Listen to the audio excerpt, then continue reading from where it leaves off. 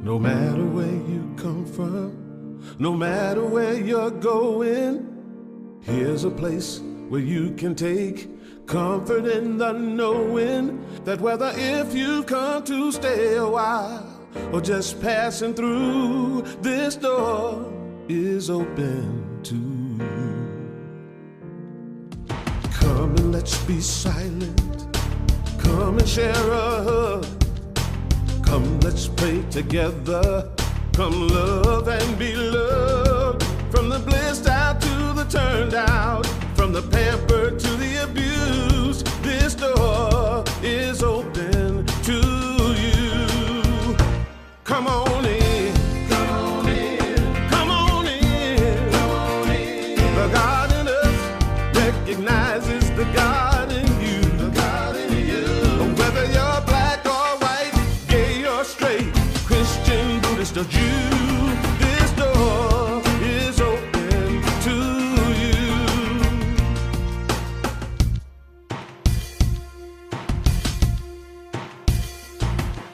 If there's some kind of trouble or pain you're going through, know that you are not alone and someone cares for you. As an individualization of divine point of view, this door is open. Good morning. It's absolutely true. This door is open for you this morning. And as this door is open for you, I invite you to turn and wave back at our cameras as we acknowledge that the door to the virtual World Wide Web is also open, and we have many joining us virtually this morning. So my name is Darlene Strickland. I'm the senior minister, and I want to welcome each and every one of you this morning. We always begin our time together in prayer, and so I invite you to take this opportunity. We just turn our awareness within this morning and say thank you. We open our hearts this day to the one power, the one presence, known by many names and yet truly defined by none. We recognize who we are as an extension and expression of the one. Today we open to explore what it is to really live that through our actions and how to bring awareness to that. And for this time together to learn, discover, connect, to bless and to be blessed, we're truly grateful. Thank you, God. And so it is. Amen. We're going to invite you to stand as we open up together in song. Mary Kay, come on up with us. This first song says, we're part of one family, the family of God.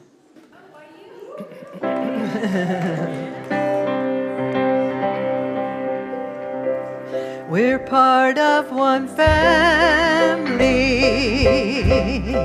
the family of God. Breathing one spirit, living one life. We're in this together,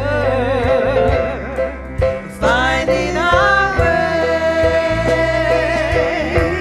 Let love be our guiding light, and on course we'll stay. Got it, sing it out. Here we go.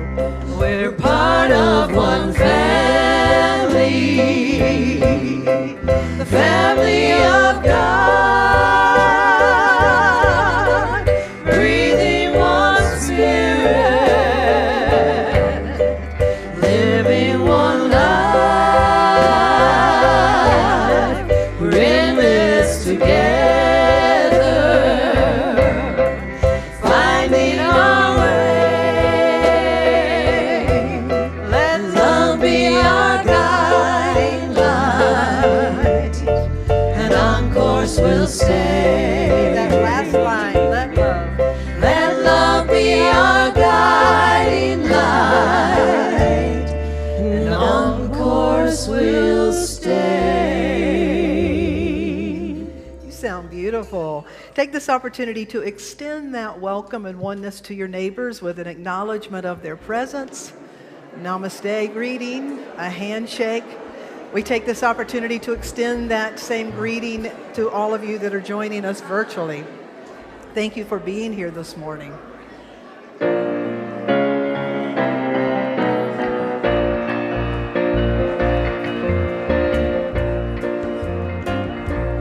If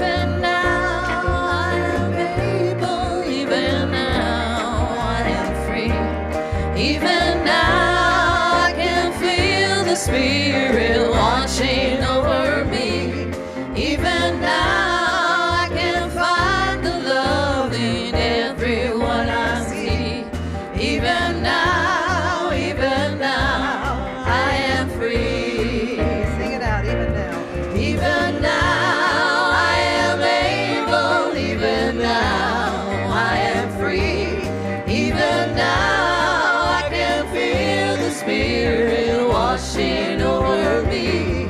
Even now I can find the love in everyone I see. Even now I am free. Play it, Sarah.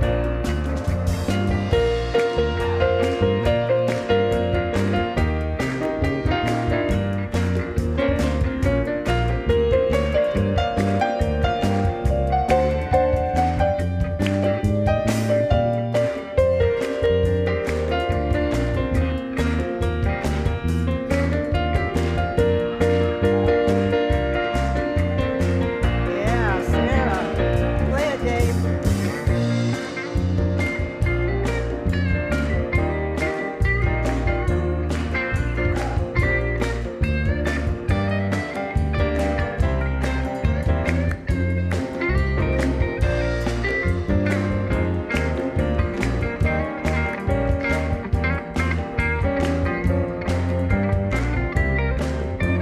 Yeah, Dave, now it's your turn. Even now I am able. Even now I am free.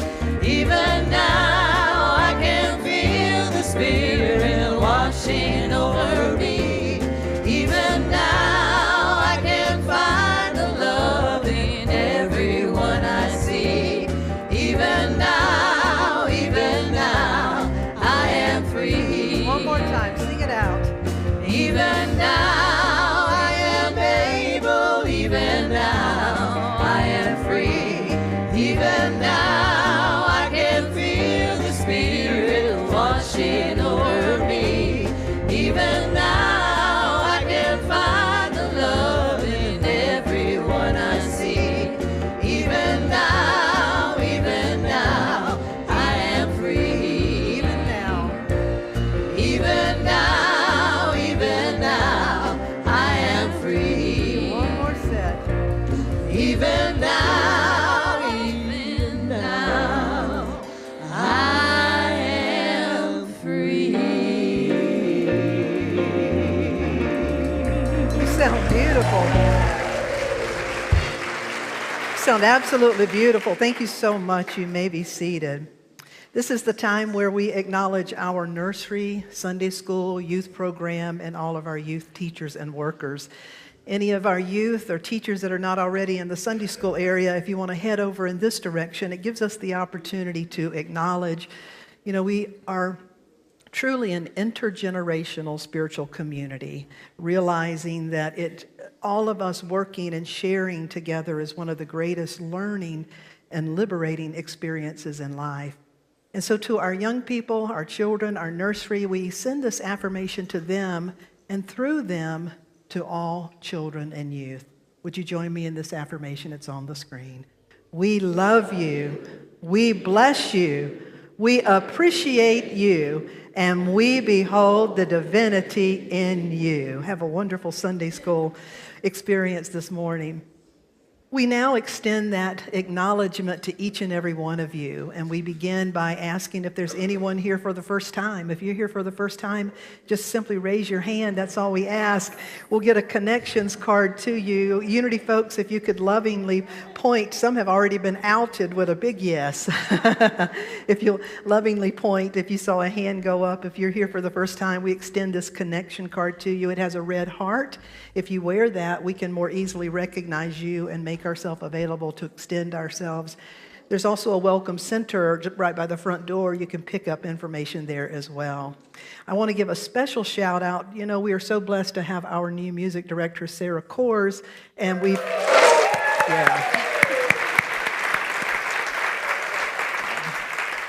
And it's a special blessing to her and all of us to have her parents who drove in from New York City. I guess they drove from New York to be here, or maybe flew in, to have them with us today. So Mom and Dad, nothing like putting you on the spotlight.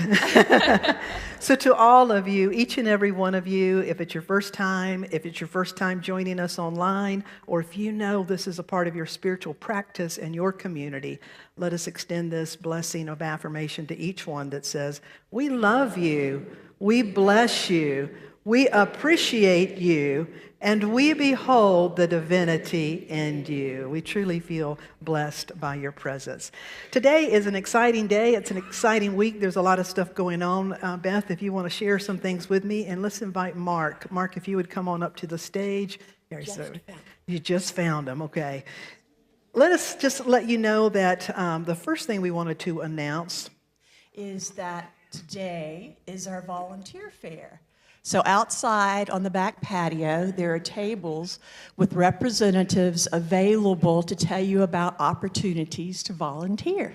And there's coffee and cookies also. Yeah, there's coffee and cookies, an opportunity to chat and to socialize and to enjoy in that capacity. But take this opportunity today to find out what are the areas in this ministry or affiliated with the ministry where there are some opportunities to volunteer. And we're firm, adamant believers in helping people find their right thing to do. So don't worry if you sign up for something and then say, oh, but what if I hate it? We're not going to want you to do it if you hate it. We're going to want to help you find something that would bring you joy. So just know that. The next thing is to let you know that beginning this week, Gail Ray, one of our long-term members, beginning on May 8th, Gail, would you please stand? She's going to be offering a meditation class on Zoom. So whether you're virtual or in person, Gail will be available out in the lobby after the information to answer any questions you may have about that. Yes. And we also have our volunteer appreciation banquet this Friday night. So all of you wonderful people that volunteer, we look forward to seeing you. And here's the thing, today is Sunday and the banquet's Friday. And so if you haven't yet volunteered, I'm not going to say any more, but I'm just saying, you don't want to miss that banquet. It's catered by our very own Deb Viteri, who just brings this incredible meal. Elaine Scott is going to bring out her music and provide some entertainment. If you were here last year, we had a fabulous time. And so there's no guilt involved if you sign up today and volunteer on Tuesday and show up Friday night. There is no judgment. This is what this is all about. So please consider that. And we would like for Mark to share with you about his Enneagram class. Yeah, Mark's got a class coming up. When does your class start, Mark? My class is on the 14th. You got to hold that up so they can hear you. My class is on the 14th from 1:30 to 3. Anyways, for those of you who are on a spiritual journey, the Enneagram can be a great tool in helping you get back to what they call going home. You might call it spirit, you might call it source, any number of names, but that true sense of being within. One of the things, the Enneagram doesn't put you in a box. You don't have to worry about that, but it will show you the boxes you're already in. The 9 Enneagram types of personality are a disconnection from being. And that's what Almos in the book that we'd be using calls the holy ideas. And so much of our personality, our ego, all our, let's say, fixations, illusions, delusions, all those things are part of our disconnection from the holy ideas. So in this book, and he's written 22 of them, in this book, he really focuses on the holy ideas, which is really the way back home. So I hope to see some of you who are familiar with the Enneagram on the 14th. And if you're not familiar with the Enneagram and want to get involved in it, see me or Ken Wasson, Ken's right over there, and might help you. There's a lot of places to start. The EnneagramInstitute.com will literally tell you everything. But it's really a question of being, and that's what we'll be trying to experience in the class. Thank you. Thank you, Mark. And Mark will be available also after the service to answer any questions. I want to thank you. Beth is going to share our inspirational reading today.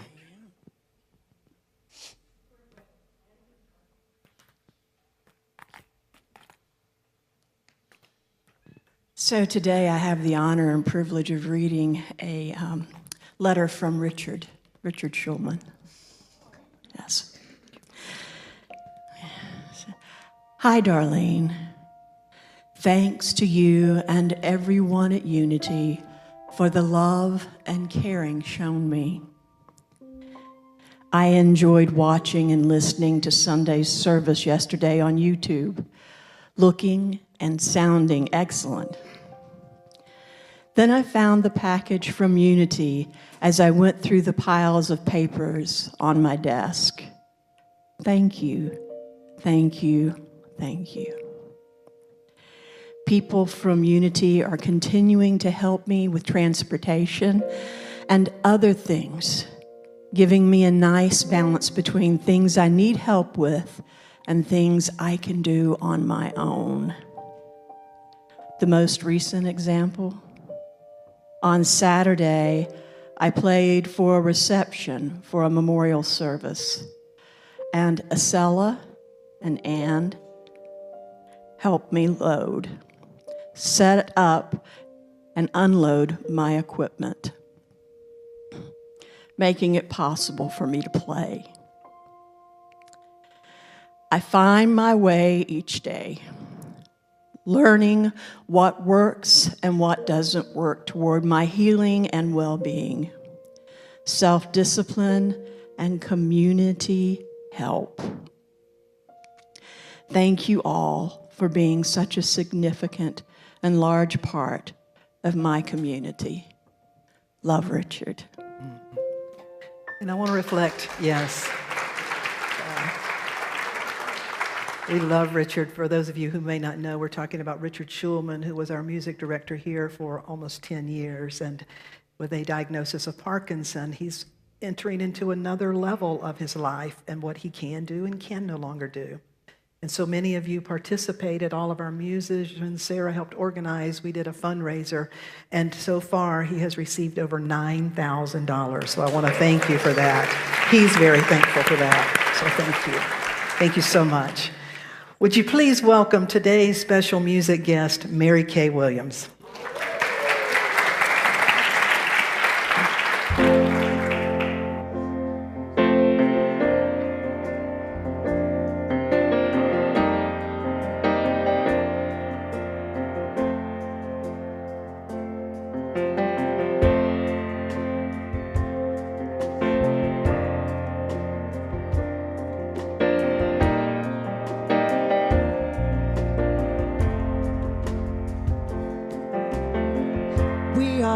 Just mirrors, and your faces I see clearer, clearer than I've ever seen before.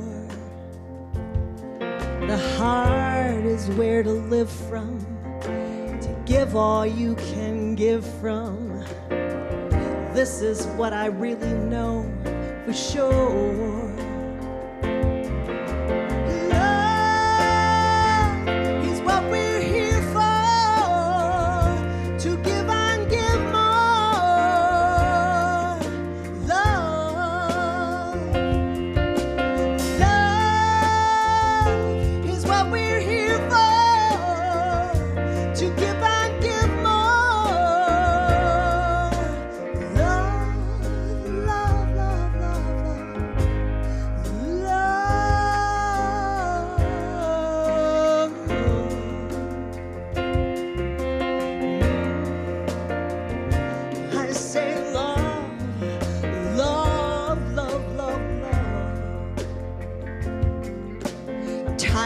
Of all this anger and my own unkind behavior, who am I to judge anyone at all? 'Cause if I look into you, I see the pain you've been through, and I know, 'cause I felt the same way you do. And love is what we're here for.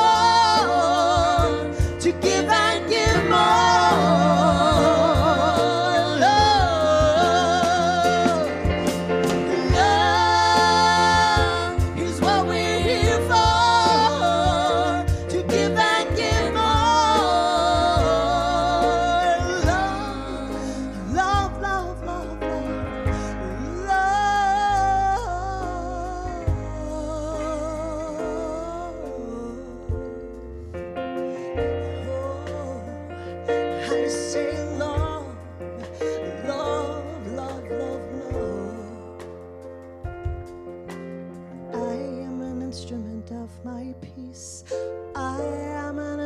instrument of my love. I say love, love, love, love, love. I am an instrument of my peace. I am an instrument of my love. I say love, love, love, love, love. I am an instrument of my peace. I am an instrument of my love. I say love, love, love, love, love. I say love is what we're here for, to give and give more. Love, love, love, love, love,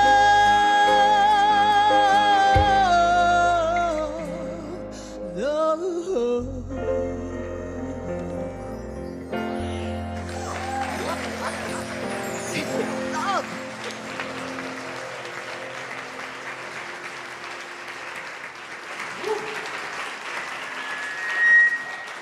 Whoa. Even the PA system's loving that one. Mary Kay, that is anointed singing. Thank you for that. And to this amazing band, thank you all. That was very, very powerful. Love is what we are here for. Oh. So let me begin with a few simple questions today, and you can either answer like this or just answer within, but seriously think about it and answer to yourself. Do you believe in spiritual oneness? Now, not in sameness, but do you believe in one spirit, one God, one spirit, call it whatever, that is the essence of all? Do you believe in one spirit? Do you believe in spiritual wholeness, meaning that the spiritual self is whole, that wholeness is a state of being which is a reflection of the perfect spirit? Do you believe in spiritual wholeness? Do you believe in interconnectedness of being? That all being, all life, all creation is interconnected at some level. Do you believe in that? Do you believe that God is love and that your essence is love, that you are love? And that the ultimate purpose is love, is to be that love, perhaps in expression. So how many of you believe at least most of that? How many of you strive for that? How many of you have any gaps between your believing and your being that? And how many of you would say, yes, and that's why I'm here? Because I know it, and I'm on my path, and I'm on my path in the presence of other people. It's called commitment. And so we know these things, believe these things. I wholeheartedly believe these things. I believe these things with everything in me. And I do my best to be these things. To me, that's what life is about. And I also realize that in order for me to make that not just believing, a lot of people can tell you the scriptures they believe, the mantras they carry, the things we say we believe. But for me, I'm reaching a point in my life, it's like that doesn't matter so much for me. How are you being these days? How are you showing up in the world? How is it working for you? And how is it translating into, what we're doing and how we're being every day? And so realizing that we hold these aspirations, we have these beliefs, and these beliefs continue to be ever evolving, but it's really about the application of those beliefs. It's about living into them. Well, that's what there's a 4-week series that I'm beginning today, and we're going to look at this through a context of 4 ancient paths. There's 4 paths that are the purpose of those paths or the practices or to unite us, that our beliefs and our actions can become congruent. These paths are also meant to help us to unite the individual soul with the universal soul. These 4 paths and 4 practices are also meant to help us as an individual self come to know ourselves as an expression of the ultimate source, to live true oneness. Now, these four pathways are ancient pathways. The title of the four pathways is found written in Sanskrit. The root of the word that describes them is spelled Y-U-J. It's pronounced huge, like huge, but remove the H if you would, huge. What you may or may not know is that in its translation, the root of the word huge, which means union, to unite, to bring into oneness. In our culture, the root of that word is commonly known as yoga. That at its essence, yoga is to bring into union. We often only understand a teeny small portion, which is about a posture on a mat. But yoga is about a movement of consciousness. It's about bringing oneself into alignment. And so these four ancient paths are known as the path of action, which is called karma yoga, the path of devotion, which is called bhakti yoga, the path of meditation, which is called raja yoga, and the path of realization, which is ultimate knowledge for ultimate truth, is called jnana yoga.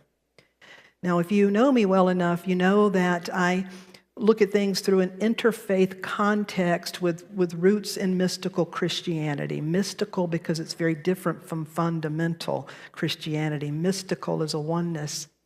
And so we'll bring all of this back through different traditions, because if truth is ultimate, would it not be true that every true spiritual path would in some way be pointing us to that? And I think that's what you'll find as we embark on this for 4 weeks. And so the first one that we're going to be looking at, and again, remember that the ultimate purpose really begins in those questions that I ask. You believe in wholeness, you believe in spiritual oneness, you believe in interconnectedness, you believe these things, and how do we make it practical? How do we live it? So by embracing one path, we're going to look at one each week and really focus on it. Hopefully it will give us some tools and bring new level of awareness so that we can do what we feel like is our work and our opportunity to do. The first one is called the path of action. And again, it's about uniting our actions with our beliefs, and our soul with the universal soul, our self with the infinite self, call it God. Now, Jesus also was a teacher of these exact same things. He did not break it down and teach 4 paths of yoga, but he absolutely taught oneness. His parables were around oneness. They were about spiritual inheritance as your true identity and spiritual wholeness.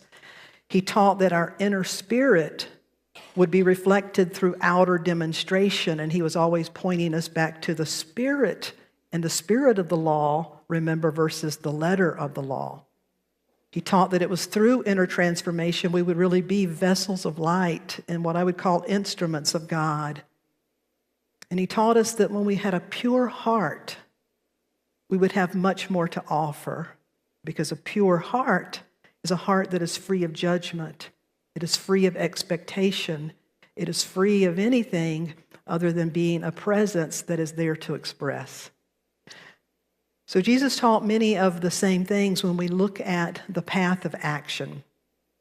Also, if you look at many different sacred texts, you'll find what is referred to as the golden rule. It shows up in basically every major spiritual tradition. Do unto others as you would have them. And it's about our actions. So we know that all of these spiritual teachings are asking us to look at our actions. Look at your actions as a path and a practice to show you, are these actions taking me closer to what I believe and closer to my true nature, or are these actions actually creating some disconnect? Do unto others. One of the greatest parables, one of the greatest stories that's found in the Christian scriptures comes from the Gospel of Luke.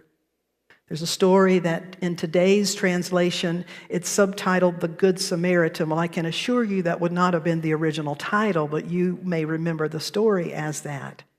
The story is found in the Gospel of Luke, chapter 10. It starts with verse 29, and the story begins where a man, Jesus is teaching and he's calling himself a rabbi. He's doing these things that are pretty radical and people are trying to understand, and some people like it. Some people feel like he's turning upside down a lot of systems that the people invested in the systems don't necessarily want dismantled. He's telling people they can go straight to God without having to go through the priest or the temple. He's saying that, no, you can't only treat your people and your tribe like they're God's people. You have to treat all people and all tribes of people like they're the face of God. So he's really turning stuff up. So one day he's teaching that, and a person comes to him and says, Rabbi, I understand what you're saying in that the way to get into the kingdom of heaven, the kingdom of God consciousness, you could say, the way to enter into the kingdom of heaven, the kingdom of God, is I'm to love the Lord my God with all my heart and to love my neighbor as myself. And Jesus said, yes, you've got it. But then the man said, so who exactly is my neighbor? Now that it's like, yeah, I know these things. I know this about love. And then now we start to narrow it down. That sounds pretty big. So help me understand exactly how far does that love have to go? Tell me exactly help me understand who's my neighbor. And Jesus, being a master teacher, told a story. And so this is where the story picks up after the question in Luke. He said, so let me tell you a story. A man was traveling on the road from Jerusalem to Jericho. Now that audience would have gone, oh, if you've been to Maui, that's like traveling the road to Hana. Oh, it's a death wish. It's like the road from Jerusalem to Jericho. That audience would have said, oh, it's steep. It's got a lot of hairpins. A lot of bandits hang out there. A lot of people get robbed. It's a great place for a person to wind up hurt. So the audience that's what they're thinking when they hear he starts his story. There's a man who's going from Jerusalem to Jericho, and he's attacked by robbers who beat him. They take everything he's got. They even strip off his clothes and take it. And the people in the audience are like, yep, you traveled that road long. That's what's going to happen. And so Jesus said, and so a priest passed by and moves over to the other side and keeps on walking. Now, to most of us, we hear a minister pass by and kept walking, and we think that is disgusting, that's appalling. We're not quite sure exactly what it would have meant in their day. What we do know is that a lot of the temple laws, if the priest was en route and was doing some sort of ceremonial something or another, then he could not have allowed himself, he would not have wanted to become unclean. Because you see, to have stopped and to touch someone who was bleeding would have rendered you unclean, which meant you would have to go through a whole cleansing process before you could go back in the chapel. Some people say that's why the priest did that, but we don't know. All we do know is the priest didn't do anything to help the man. Then the scriptures say, and then a Levi passes by. He too crosses on over and keeps on going. Once again, we don't know for sure why. Levites often assisted in the temple. Maybe he too felt like he had to be somewhere more important. But the third one is the real clinker that they did not see coming. Now, first of all, I want you to understand that both of those would have really made the audience still think about it. Because even if I was dressed up in my robe, getting ready to go officiate a wedding, and I walked by someone who's laying there dying, do I have the right to pass them? In my heart, I do not. Sometimes it becomes a matter of, I'm the one here, this is an emergency, and this is just going to have to wait a minute.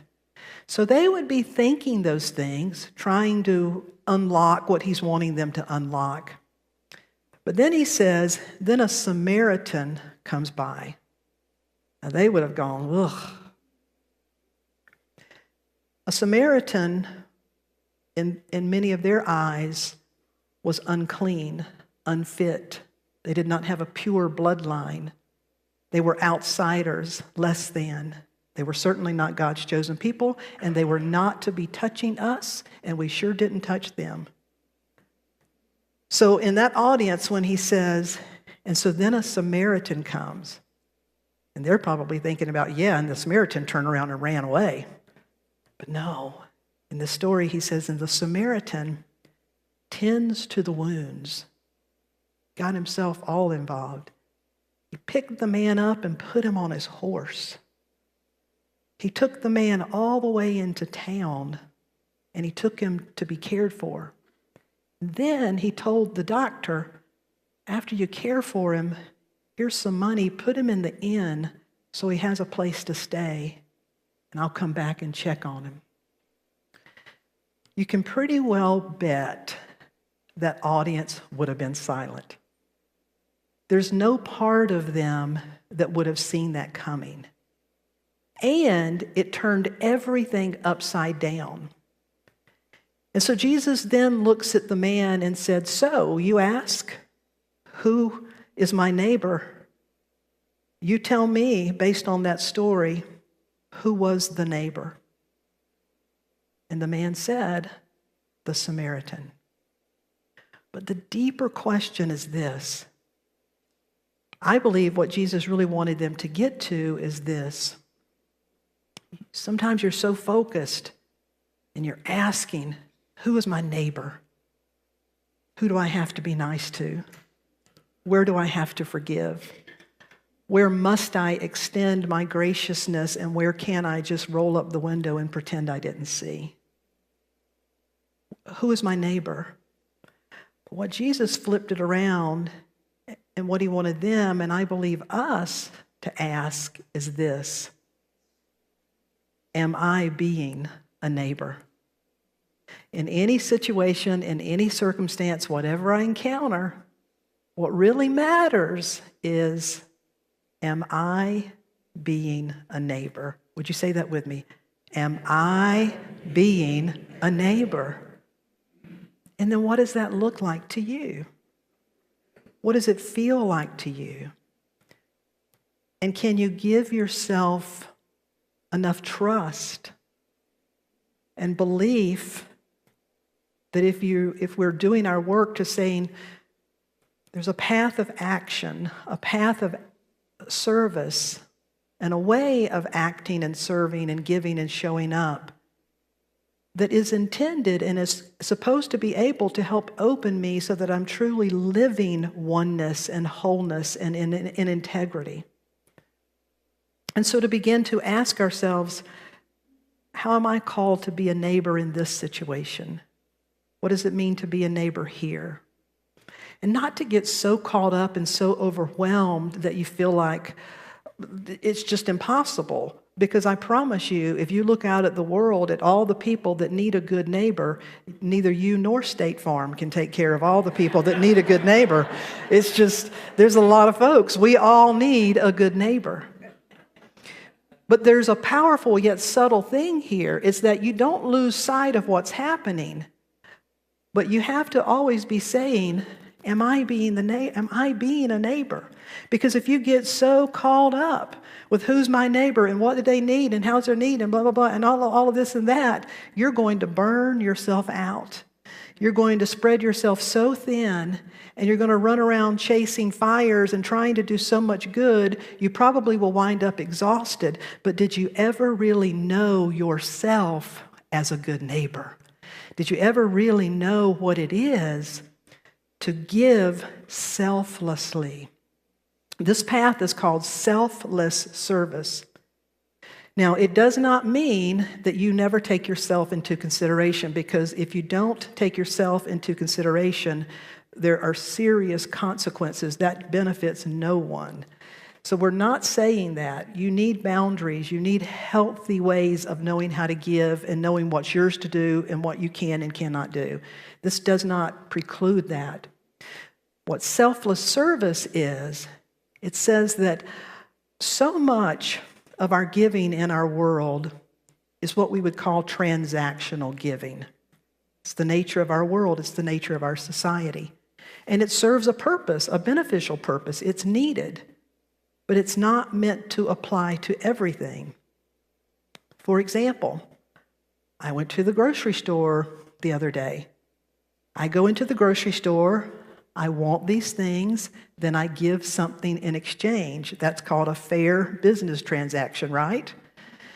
You agree to do some work perform a task, create something for some sort of compensation. That is a business transaction that makes perfect sense. We do this for that. But what happens is that we do that in that setting, a right and a proper and appropriate setting, but we then allow the transactional nature of giving and acting to become a part of our nature, and we incorrectly believe that that's the only way to give or to show up or to take action. And so that's why spiritual teachings call us for selfless giving. It's another way, and I believe a perhaps better way to understand it is non-transactional giving. You give, you act, some action, some transaction, you show up, and you do what you can do because you're met with it in that moment, or because you've prayerfully thought about it and been guided to do it. Have any of you ever been guided to give or do something in a way you're like, is there anybody else up there I can talk to? I do not want to do that. Raise your hand if you've had it. Yes. Your conscience, it's like, yes, you need to do that to do the right thing. And the right thing, only you will determine what is right. We've never really experienced love until you've given love to be an expression of love. You see, love given in exchange for something is limited to conditional love. Christianity calls us into unconditional love. That means to be willing to give without conditions, without attachments, without stipulations, without transaction, unless it's obviously called for. And so it means that if I am going to go to the Boys and Girls Club and volunteer, and I'm going to serve food, and I'm going to do that, and I'm going to do that from my heart and serve, and that's what I want to do, it becomes conditional if I then start thinking, well, why didn't they come and show up too? Or we start resenting things around it. Can you feel the difference? So when we can really experience love and giving and taking our actions and showing up for the purpose of, I can be useful in this way. If I am giving and showing up in a loving way without expectation, can you now begin to see the pure heart and the pure channel that it flows through? You become an instrument of love. And what you experience is a far greater benefit than anyone could pay you for or reciprocate in return, because what you get is the sheer joy of being in a state of wholeness, being the state of love and expression. Is that making sense? It's in some ways, it's just a little bit of a shift, but when we really begin to see it that way, it truly opens things up incredibly. So much of our giving, or the way we show up, our actions, a lot of times we just don't think about it. Reality TV is a popular thing now, or reality internet show. You know what a reality television show is, where they follow somebody around and you're inside of their life. You really see how they live. Just imagine if I said, next week, we have created something amazing. We have camera crew elves. I know we found them. We have camera crew elves who are going to follow you around all week, and they're going to film everything you do. Would anybody be happy? Even if we said they're not going to film, some things, but they're going to film your actions, your choices, your interactions, your transactions. All of that stuff's going to be on film for the whole world to see. Would you think a little bit more?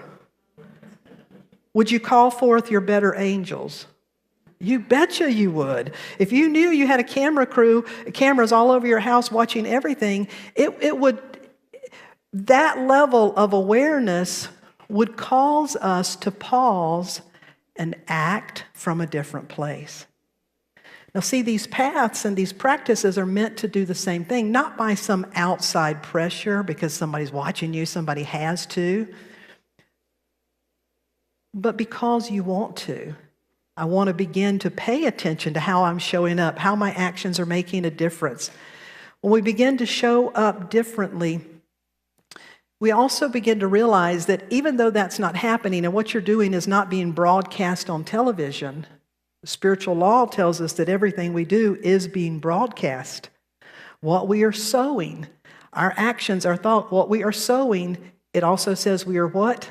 Reaping, which means whatever we're sowing, we're broadcasting. It's going out there. All of us, it's going out there. And so why not give more consideration to what we are putting out there and to really put our best self out so that we can understand what it feels like. So often in our actions, in our giving, it does become transactional without even thinking about it. We're looking or expecting something in return, even if not the first time or second or third we did it, but if we do it a few times, then we start expecting some sort of return. We're looking for approval or praise or validation or recognition or attention. We're looking for a specific reward, some kind of outcome. Maybe we're doing these actions because we want to keep the peace. We want to avoid criticism. We want to keep out from under some kind of pressure. We want to meet some obligation. Maybe we even want to earn spiritual brownie points. But bringing awareness to, why am I doing the things that I do? So there's 3 things that I would like for us to consider this week about selfless giving, non-transactional giving, extending a hand, a kind word, listening, doing something that you feel guided to do, and being intentional and looking for opportunities and really noticing, what was I expecting? What was I hoping for? Do I have any attachments to what I want them to do to it, with it, how I wanted them to react? Do I have a little sense of, resentment? And it's not about beating yourself up, it's about noticing. Because in the noticing is where we can begin to let go and begin to experience, what does it feel like to give, to take some action for the purpose of being an expression of that gift, of that energy, of that you put forth. 3, the first is true giving is not an exchange, it is an expression. True giving is not an exchange, it is an expression, and it facilitates pure expression. True giving is not an exchange, it is an expression. Would you say that with me? True giving is not an exchange, it is an expression. True story. This wasn't me, but a guy. A friend invited me to the opening of a charitable organization. I sat in and listened to the impressive speeches, and I had a delicious meal. When the rest of the program finished and the donation box was being passed around, I sheepishly pulled out a worn-out $5 bill from my pocket, folded it, and dropped it in so no one could see it. Just then, the person behind me tapped me on the shoulder and handed me a $100 bill. I smiled at the generosity and then majestically looked around and got that bag, and I waved it high so everyone would notice what I was stretching to put in. With such feeling of pride, I then turned around and said, "Thank you." And the guy said, "Don't mention it, but just be more careful. It fell out of your pocket."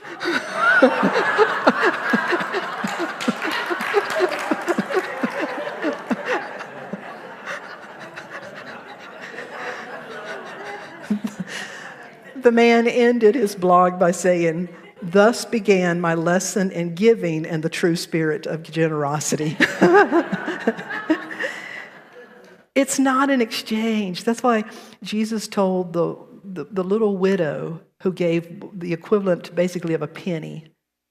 He pointed to her and said, "She gave the greatest gift." And they're like, "She did not. I gave more than she did, and she did not." But what he was pointing to was she gave from a spirit of generosity. She gave not worrying about, is it enough? Is it good enough? Do you know one of the biggest things that holds us back from taking the actions that we could take and from giving what we could give is comparison. It's not enough. It won't measure up. It won't make a difference.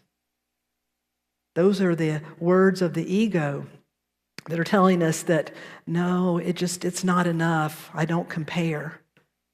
And so we tend to compare so much we don't give, or we place conditions and expectations, or we just cop out, we just tune out and don't pay attention.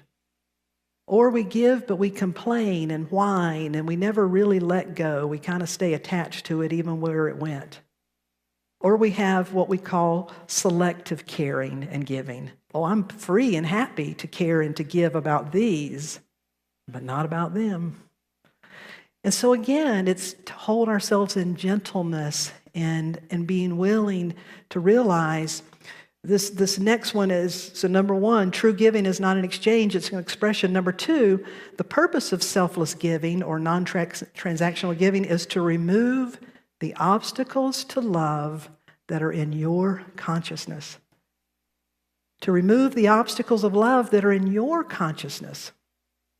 I'll give you a bit of an embarrassing but true example. I teach a class periodically called Sacred Abundance. The last time I taught that class was, I believe, 2019, before COVID. It's a 7-week class, and about week 3, some people are smiling who were in that class, they remember. About week 3, everybody in the class gets a surprise. They get a $10 bill, including me, the teacher. And it's part of our assignment. Give that freely. You can make something with it. You can add to it. Just be creative and be guided. Pray about it. Think about it. And let your spirit guide you to give this in a way for the purpose of, for you to feel like what experience it feels like to give it. And we asked people to write about what that experience felt like. Some people said, I didn't even like having it because then I had the responsibility. And then I started worrying about, would I give it to the right people? If I added money, how much money should I add? Some people came back to they're like, I don't even want it. Take it back. So it was a great exercise. And so me too, I have it. So I've got my $10, and I'm in Ingles one day shopping, and I saw some beautiful orchids. And I felt something that said, get that. And I knew I'd have to add a little money, which was fine, but I'm like, get an orchid, because you're going to give that to someone. That's going to be what you do. You give. I was so excited. I love orchids. I bought it. I got it home. Next morning in my meditation time, my prayer time, I'm praying, okay, Holy Spirit, who do I give this to? Boom. The face appeared to me. I'm like,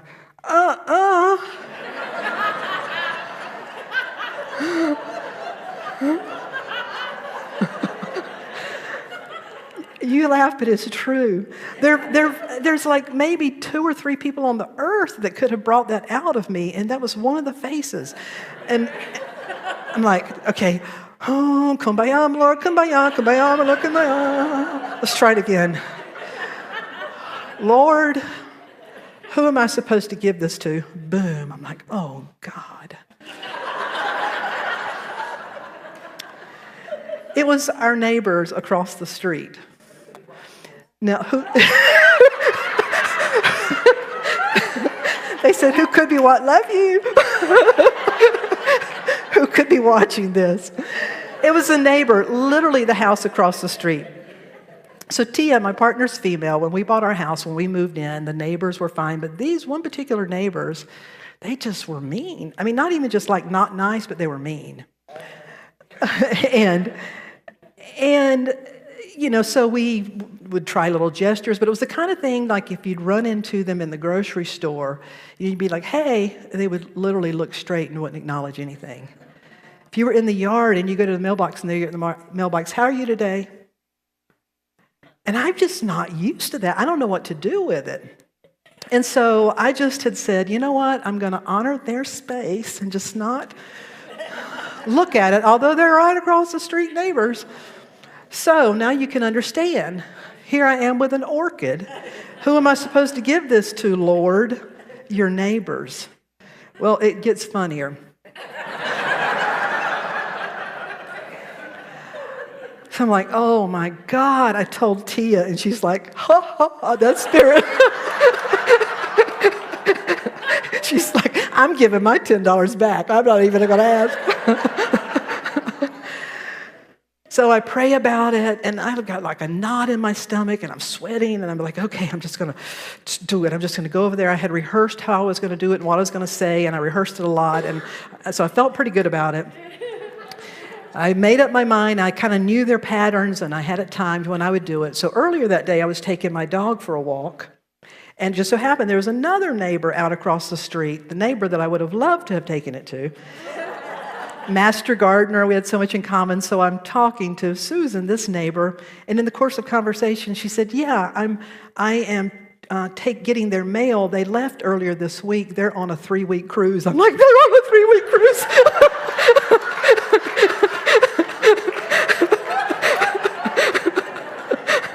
I excuse myself. Oh, they're on a 3-week cruise. She's like, yeah, they're gone for 3 weeks.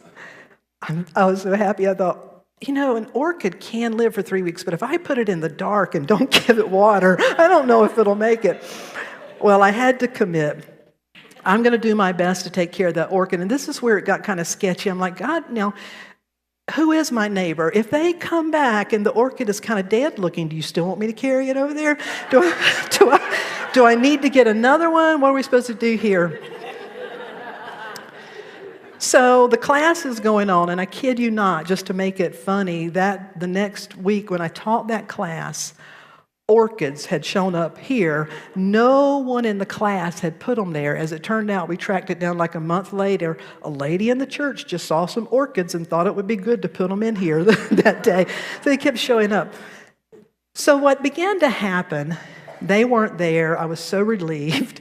But I dedicated prayer every day. Sarah, would you come give me that song? And what I began to realize was I had said, you know, that's just them. I'm doing my best not to take it personal. If they don't want to interact, I'm just going to stop trying to interact. It's, you know, not for me to push myself. But I was still carrying expectations for how they should be. Are you hearing me? I was still carrying, it was little, but I had some judgments, some thoughts about people shouldn't show up that way. That's rude.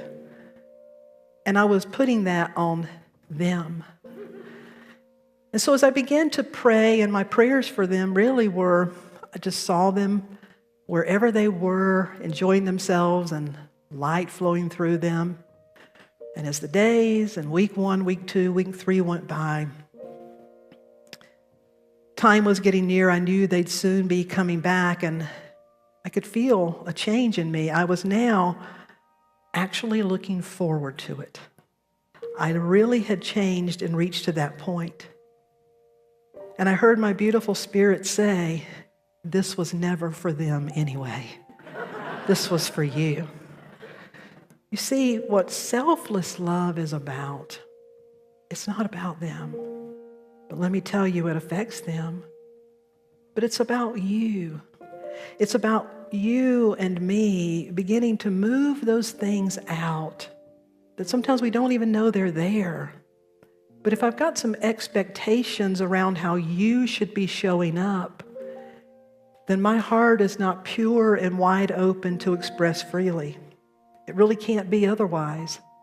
I can't carry judgments and stones and expectations and resentments and be available to be a pure channel, give for the purpose of giving. And so true giving is not an exchange, is it an expression? The purpose of this kind of giving is to remove the obstacles to love that are in your consciousness, in your heart, in your being. And so do that which takes you closer to your true nature. That's number 3. The quickest test, the litmus test you can ask yourself with anything you're doing, will this take me closer to my true nature, love? Will it? And if not, try not to do it. Give yourself some more space. It's not an exchange, it's an expression. May I remove the obstacles within my mind, my heart, to love. And may I do that which takes me closer to my true nature. Now, the final piece, this is May 5th. It's the first Sunday in May. This year at Unity is about a year of influence. And so every month, we've been giving you a challenge, an invitation for something to do. Last month, I hope you engaged, and we were wearing these bands. And for 21 days, we were doing what? No complaints. And we switched it every time we noticed ourselves complaining to remind us. So we still have more of these. You may want to pick up one of these. These can remind you to give and do for the purpose of giving and doing. So what May's challenge is make it better, make it beautiful. Make it better, make it beautiful. For the month of May, think about ways and things that you can do wherever you are. Make it better, make it beautiful. Do something useful. Make it better, make it beautiful. How many of you are willing to spend some time thinking about non-transactional giving and actions and how you can elevate that in your life? And are you willing to work with us in May, and let's make some things better and make some things beautiful? All right. Let's anchor this into a time of prayer. Sarah, would you lead us in that song? These hands can build a road, heal a heart, and move mountains.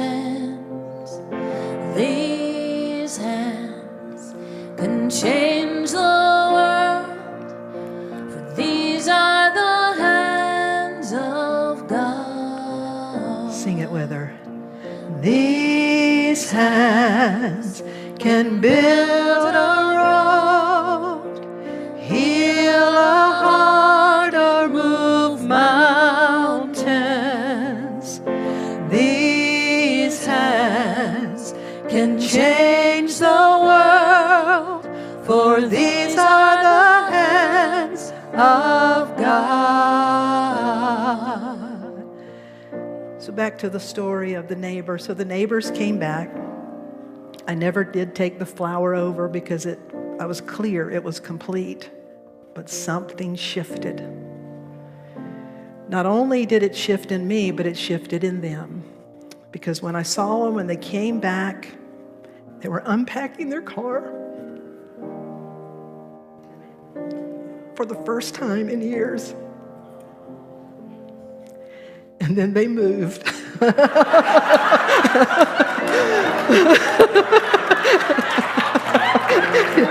It's the truth. True story. Love you guys if you're watching.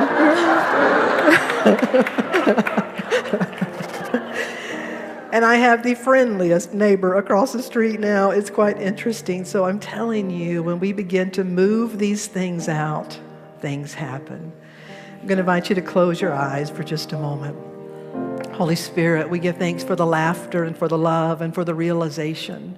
We give thanks for the recognition that these things that we say that we believe, we say that we believe them because we feel them as an ancient echo from within our bones that rises up to remind us of our true being, our true nature, our true calling, that we are love and God is love and all are an expression of that love.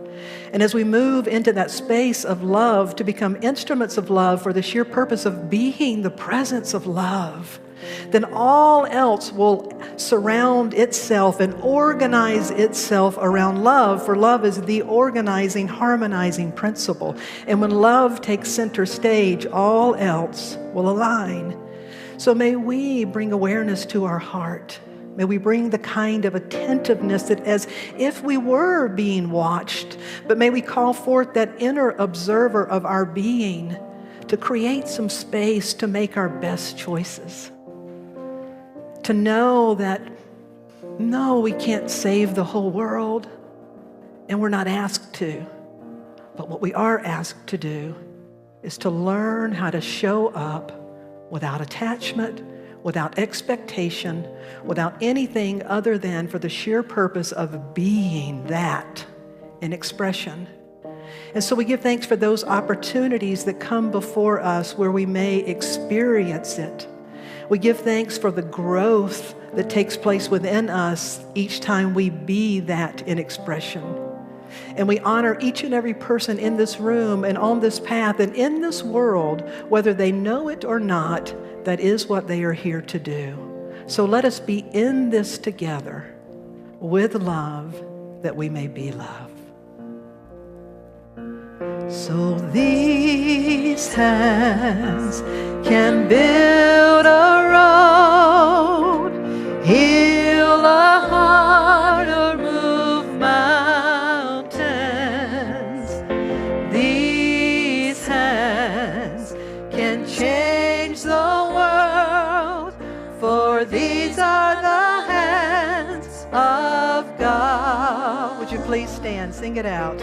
These hands can build a road, heal a heart, or move mountains. These hands can change the world, for these are the hands of God. Hold them up, last line. These are the hands of God. These are the hands of God. And all God's children said, amen. Would you tell someone, you are the hands of God? And then you may be seated. You are the hands of God. You are the hands of God. You are the hands of love.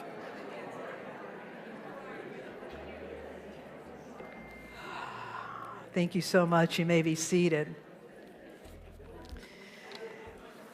So just a reminder, as divine order would have it, and I kid you not, I lined up this series much further in advance, and today is Volunteer Sunday, so I'm just saying the universe is giving you some opportunities here to do that.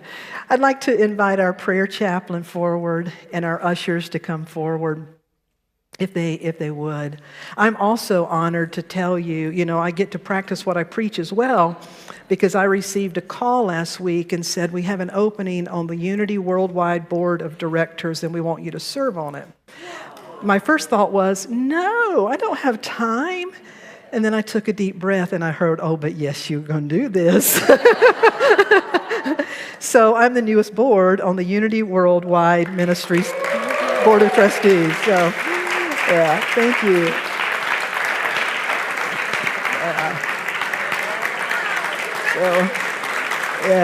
It's a big thing. So we get to be a part of that. Thank you.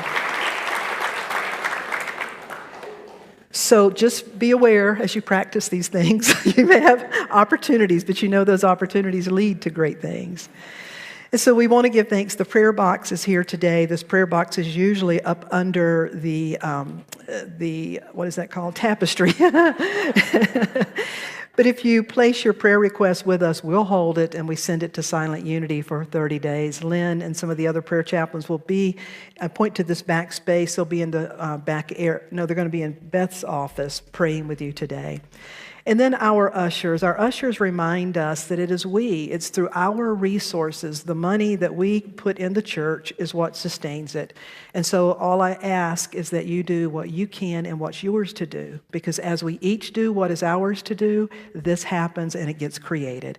So I invite you to give as you are called to give, and we bless and affirm this together like this.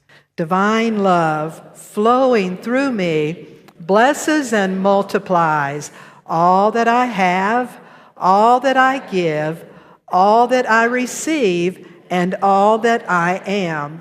I am now in perfect balance and flow, universal tides of giving and receiving. Thank you, God, and so it is. Amen. Mary Kay.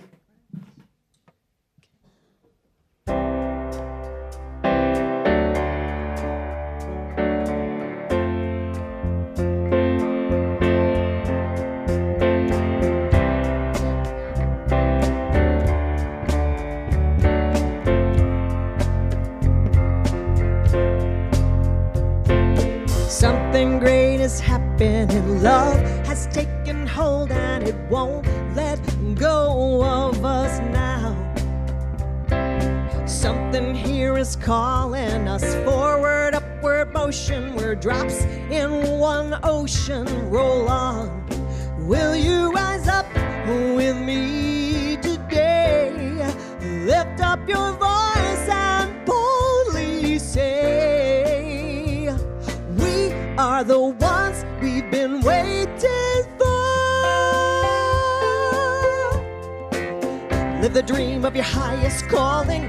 Be the hope of a new day dawning. We're the ones who can make a difference. Let's stand together. Share the drifts of the world that's waiting for a change that we're all creating. It's a moment for our greatness. Let's stand together now. Oh, oh, oh, oh. Every day's a chance you can do something amazing to feel your passion blazing and shine. Paint with every vision and dance in new directions. Explode to new heights in your mind. Will you rise up with me today? Lift up your voice and boldly say, we are the ones we've been waiting for. Live the dream of your highest calling. Be the hope of a new day dawning. We're the ones who can make a difference. Let's stand together. Share your gifts with the world that's waiting for a change that we're all creating. It's the moment for our greatness. Let's stand together now. Oh, oh, oh, oh. One dream, one voice, one heart, one world, one dream, one voice, one heart, one world, one dream, one voice, one heart, one world. Live the dream of your highest calling. Be the hope of a new day dawning. And we're the ones who can make a difference. Let's stand together. Share your gifts with the world that's waiting for a change that we're all creating. It's a moment for our greatness. Let's stand together. I love the dream of your highest calling. I'll be the hope of a new day dawning. We're the ones who can make a difference. Let's stand together. Share the gifts with the world that's waiting for a change that we're all creating. It's a moment for our greatness. Let's stand together now.